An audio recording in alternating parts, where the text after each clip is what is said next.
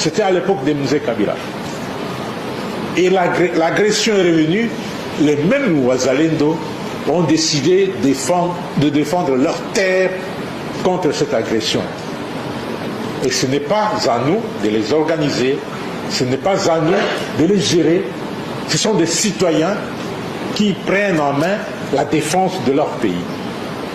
Nous ne les gérons pas, mais l'ami, c'est une force amie, les Wazalendo constituent une force amie parce que nous soutenons, nous combattons le même ennemi et nous soutenons la même cause, la cause Congo. Mais ce qui s'est fait aujourd'hui, c'est qu'il y a quelque chose qui cloche quelque part. On est tombé dans le piège de l'ennemi et on risque d'avoir des problèmes.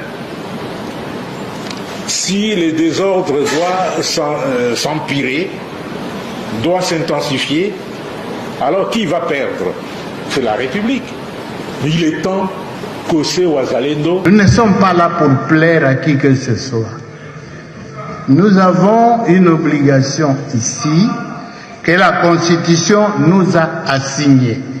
S'il s'agit de la vérité historique, je ne recadre personne. La vérité historique, c'est laquelle?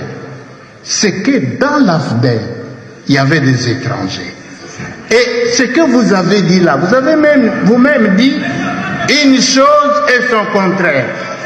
Bon, c'est Mzee, on n'a pas critiqué Mzee. C'est Mzee qui a chassé les étrangers, les Rwandais, qui a mis ça en cause. Quand le pays est aujourd'hui attaqué, on voit dans les réseaux les propos de Mzee. Vous comprenez? Alors ne venez pas faire de l'amalgame. Non, c'est pas ce qu'il a dit. Il a dit que les Rwandais ont pris le courage de venir nous attaquer depuis l'entrée de l'AFDEL. Et c'est vrai, il y avait des étrangers là-dedans. Non, entendons-nous. Entendons-nous. Il y avait des étrangers.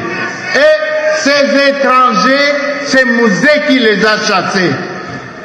Il les a chassés.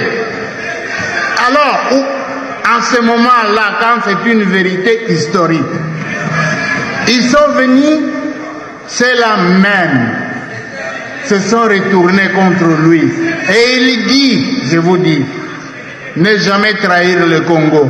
Ce sont les mêmes qui l'ont tué. Vous voulez que je vous dise ça? Mais alors,